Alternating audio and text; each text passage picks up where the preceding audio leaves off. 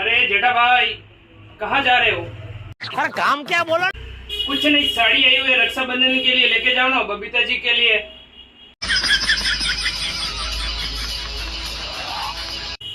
जिसमें 4 कलर रहने वाले हैं, देख सकते हैं आप। एक कलर आपको ओपन करके बता देता हूँ।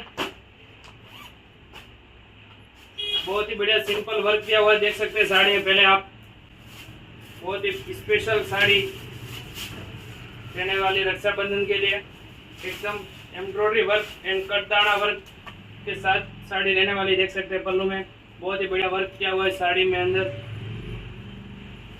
आपको भी कुछ यूनिक प्रोफेशनल पहना है तो ये बहुत ही बढ़िया ऑप्शन है आपके लिए।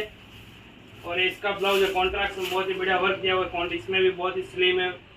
तो इसके फोटो चाहिए तो नीचे दिए हुए व्हाट्सएप नंबर से मैसेज कीजिए। और सूरत से हैं तो अवश्य विजिट कीजिए, कतारगाम नारायण नगर 325 अनुप्रिया साड़ी।